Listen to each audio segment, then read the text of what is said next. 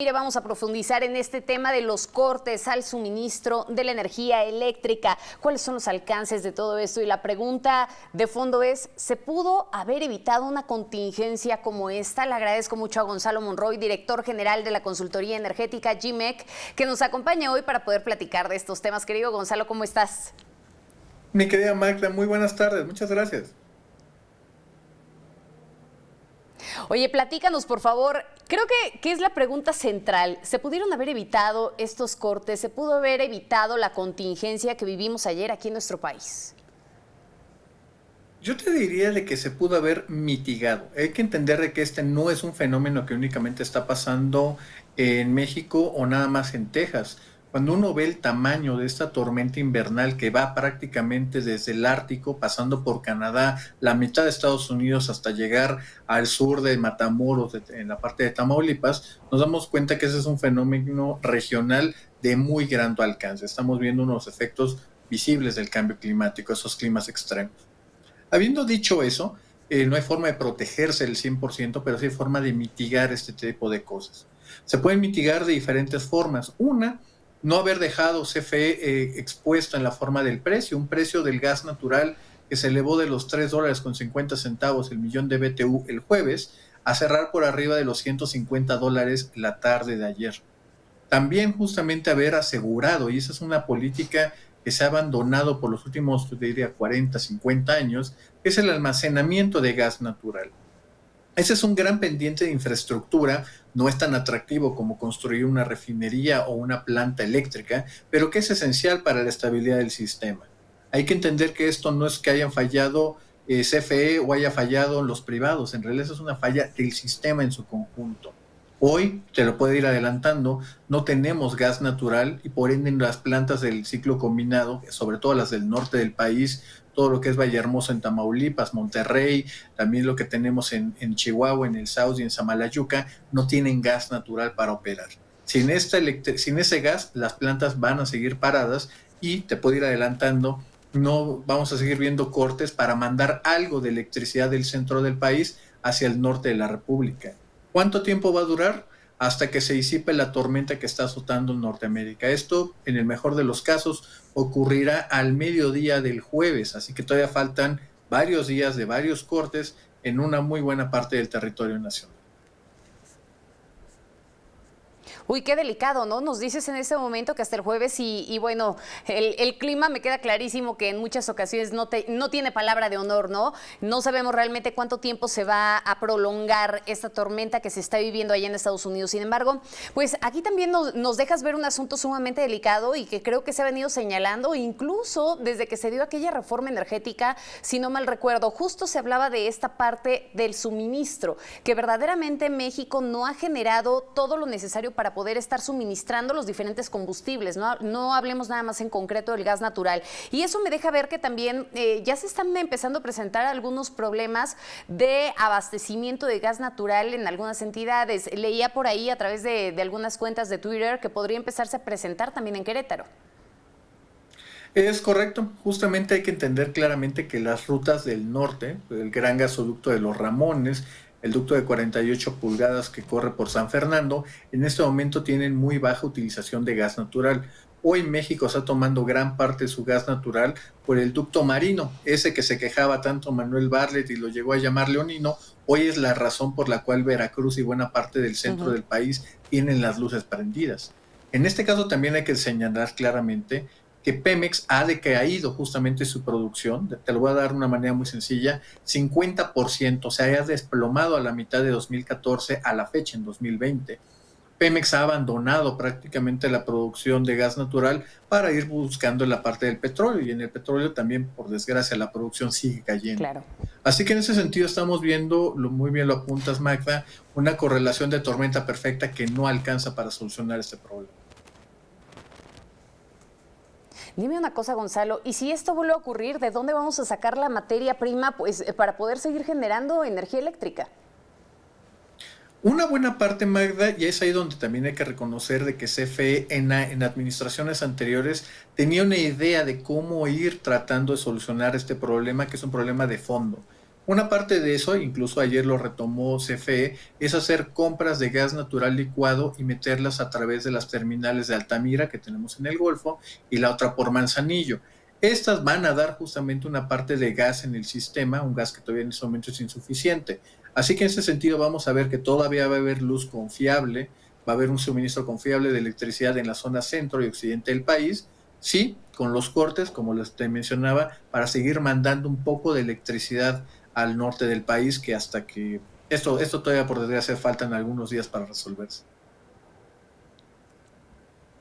Oye, y dime una cosa, la dependencia de México que tiene en este momento también hacia el gas natural, ¿podría ser un argumento para la reforma a la ley de la industria eléctrica, Gonzalo? Y te lo pregunto porque, bueno, ya sabes que aquí en nuestro país de todo se politiza, ¿no? Y de todo siempre se sacan argumentos. Hoy en la conferencia matutina el presidente mencionaba que había que buscar siempre la autosuficiencia, producir en México lo que consumimos, los alimentos, los energéticos. Él mencionaba que en su oportunidad se había apostado a comprar el gas, hasta se dejaba de quemar el gas en Campeche, ¿no? Que el negocio era la compra de gas, porque ahí estaba el moche, ahí estaba la corrupción, los sobornos en las empresas extranjeras, en fin, ya sabes, toda esta argumentación de siempre. ¿Qué nos dices? ¿Realmente va a poder ser un argumento válido ahora que ya está previo, que ya estamos a unos días de que esta iniciativa sea discutida en el Congreso? De hecho, no. Qué buena pregunta, Magda. Y no, en realidad, esta iniciativa de preferente del presidente López Obrador tiene que ver por el tema de generación, pero la generación no es el problema. El problema es el suministro de gas natural. Este es un tema que la iniciativa del presidente no abona en ningún tema, en ninguna área, de hecho, de su ley eléctrica.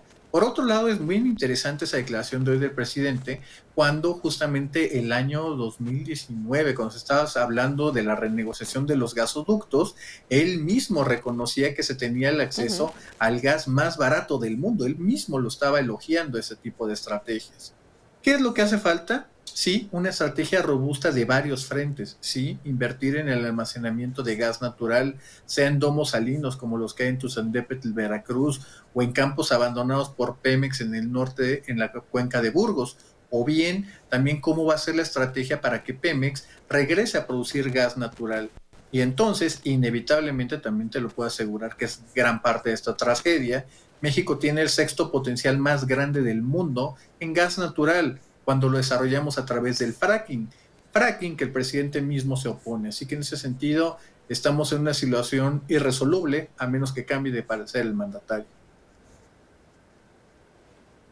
Fíjate qué interesante, ¿no? O sea, realmente sí tendríamos la capacidad de estar produciendo nuestro propio gas natural y bueno, aquí la pregunta es entonces, ¿por qué se dejó de producir, Gonzalo? Qué buena pregunta, Michael, y tiene que ver con dos razones que van corriendo de la mano. Precisamente el fracking que te estaba diciendo, justamente inicia a gran escala en el 2014 e hizo incluso que Estados Unidos pasara de ser un importador de gas natural a un exportador neto. Hoy manda literalmente buques llenos de gas natural licuado a lugares tan recónditos como Islandia, como también incluso a los propios Emiratos Árabes. De ese tamaño es el potencial que tiene Estados Unidos. En ese sentido, mientras ellos apostaron a esta tecnología que los llevó a tener y a tener una riqueza considerable, México se fue atrasando, atrasando, atrasando y atrasando. ¿Qué cambió? Todos los económicos cambiaron. El precio del gas en muchos casos, y te voy a dar el ejemplo específico, en Oaxaca, el hub de Oaxaca, que es la frontera entre Texas y Nuevo México, por muy buena parte de 2020 tuvo precios negativos. Te pagaban para poder que te llevaras el gas. CFE incluso identificó muy bien de 2017 esa circunstancia que se veía venir y tiene dos de los grandes ductos que llegan al corazón de Oaxaca para traerlos a través de Chihuahua. Esos ductos son impresionantes y que hoy están subutilizados. ¿Qué termina pasando? Que Pemex se enfocó en otras áreas que no le son rentables, la refinación es el mejor ejemplo, y abandonó el gas. Hoy nos damos cuenta que tenemos gasolina, pero no, la gasolina no alimenta nuestras plantas eléctricas. Oye, dime una cosa, Gonzalo. Esta mañana también hablaba el presidente de que se tenían que tomar en consideración todas estas lecciones, ¿no? Y me queda clarísimo que cada quien toma las cosas y las interpreta a su modo, cada quien tiene su propia visión, sus lecciones. En este sentido, ¿cuál es la lección que debemos de aprender de todo esto que está sucediendo desde la perspectiva de los expertos, Gonzalo? Yo te diría que ese es el momento, Magda, tomando en consideración los 8 apagones que tú has dicho de forma reciente y otras inestabilidades, debilidades del sistema, para que se tiene que repensar. Se tiene que repensar justamente en sí, poner más generación de diversas fuentes, incluso hay que repensar el plan del carbón en ese sentido por un tema de seguridad energética. Tenemos justamente que meter servicios auxiliares como el almacenamiento, no solo de gas natural, sino también de propia electricidad, como lo hace Australia a través de baterías gigantes, grandes granjas de electricidad. También incluso hay que repensar justamente el rol del papel privado. Esto te lo puedo ir adelantando, repensar todo esto excede más de los 10 puntos del PIB. Es imposible que solamente el Estado pueda llevar a cabo estas inversiones. Se tiene que repensar el rol y el papel que van a jugar la inversión privada y entonces hay que repensar por qué este gobierno se muestra tan hostil a la inversión privada en energía. Quizás sea el momento de abandonar el discurso ideológico nacionalista para enfocarnos en la practicidad para que la gente pueda mantener la luz prendida.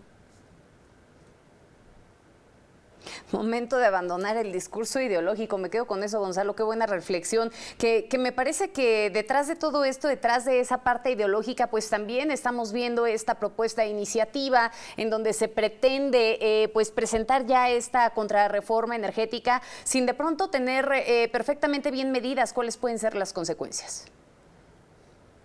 Muy correcto, Magda, y por desgracia eso ya lo ha advertido justamente el Consejo Coordinador Empresarial. Nos costaría aproximadamente entre 10 a 12 puntos del PIB las indemnizaciones si esta ley llegara a entrar en vigor, además de toda una pérdida de competitividad, algo esencial si es que México quiere regresar a la senda del crecimiento.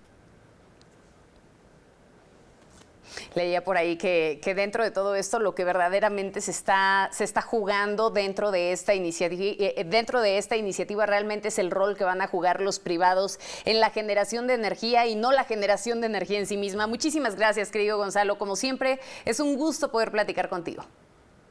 Claro que sí, Magda, te mando un gran abrazo a ti y a tu público.